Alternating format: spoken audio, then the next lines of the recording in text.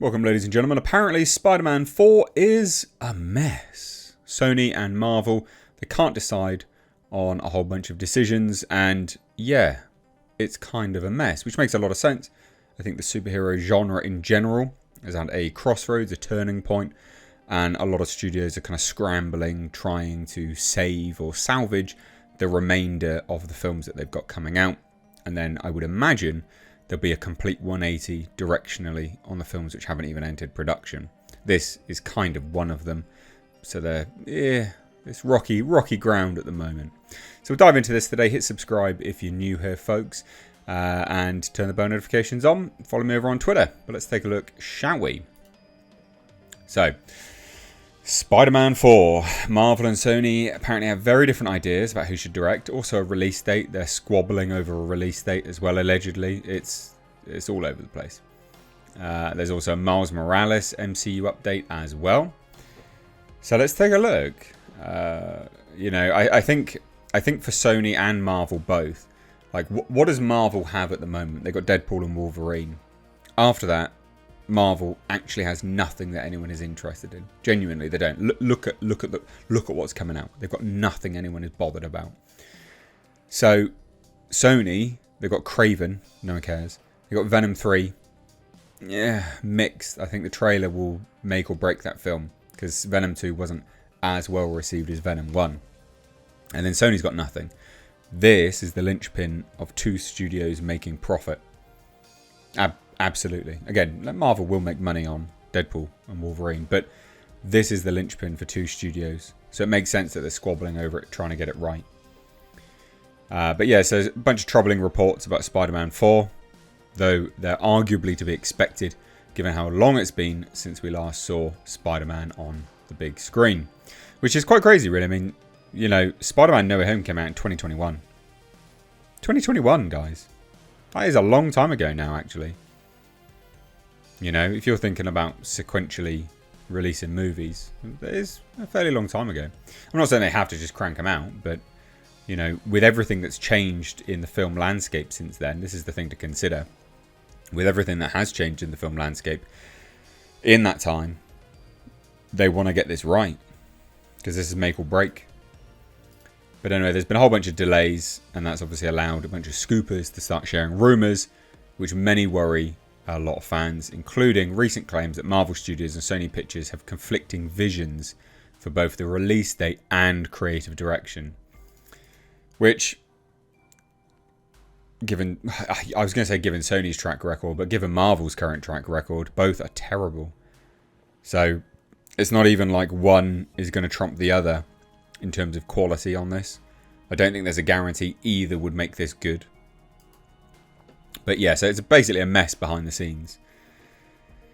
So take it all with a pinch of salt, obviously, but a lot of these rumours come from somewhere, and that's important. They do come from somewhere. So I would take it with a pinch of salt, but err on the side of they're probably correct. Daniel Richtman reporting that Sony is keen to rush Spider-Man 4 into theatres no matter what, even if it means Kevin Feige can't be closely involved from a creative standpoint. Essentially, the studio is desperate for a hit, which makes sense post Madam Web.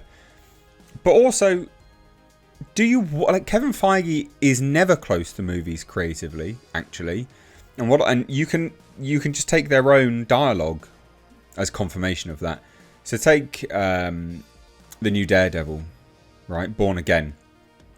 They were shooting a whole bunch of stuff. They shot like 50% of it. They then get a WGA strike, an actor's strike, and then Marvel are like, oh, we'll look at the dailies. They looked at the footage and was like, oh, this is crap. We need to go back to the drawing board. That's what they said. So if you take them on face value, even on what they're saying, Kevin Feige is not involved creatively, because if he is, then he's awful. You wouldn't want him involved creatively, because that's not something to sing and shout about. Yeah, we waited until we were halfway into production to look at the footage. What are you doing? Why didn't... Sorry, you approved something that narratively you're not happy with anyway, as well?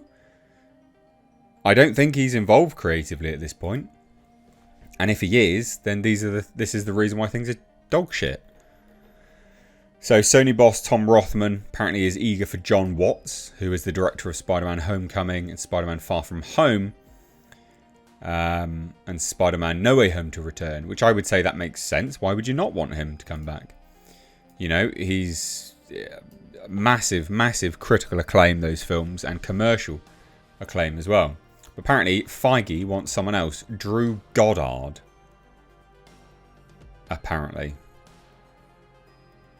So Feige wants Drew Goddard on board and then wants to put John Watts on other MCU projects. Why? No. Richtman also adds that longtime Spider-Man franchise producer Amy Pascal. God, get her away from Spider-Man. But she apparently hopes Feige will be involved with a future live-action Miles Morales movie, suggesting that the partnership between Marvel Studios and Sony will continue once Tom Holland has bid farewell to Peter Parker. Which makes sense. You know, he's not going to be around forever.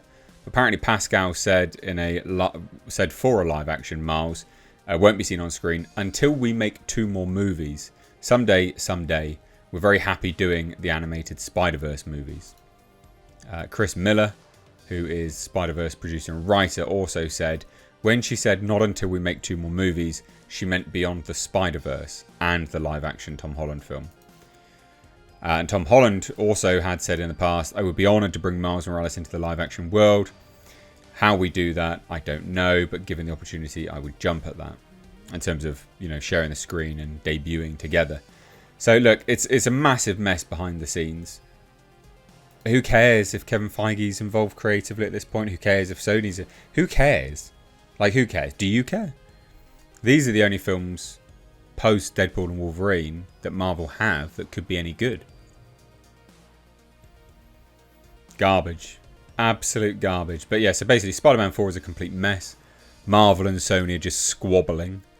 I would say, again, regardless whether you take it with a pinch of salt or not, I'd say there's an element of truth to this, unequivocally so. We've been proven time and time again on these things. So, yeah, I'm inclined to believe it. What do you guys think? Let me know down below. If you're new here, like I said at the start, do hit subscribe. Support the channel by becoming a member for as little as $1 a month if you enjoy what I do here, so the channel can live past epic levels of demonetization that YouTube seems to be going through at the moment. Anyway, cheers guys, thank you so much. Take care. Bye-bye now. Hello there folks, and apologies for interrupting the video, but I just wanted to let you know that I have merch once again. Yes, MrHshop.com is my brand new merch store, and as you can see, we've got some of the old designs, but there are some absolutely fantastic brand new designs. If you want to support the channel, this is the very best way to do that. Please do shop now at MrHshop.com. It's a fantastic way to support the channel when we get heavy demonetization on YouTube. Anyway, thanks so much. Back to the video.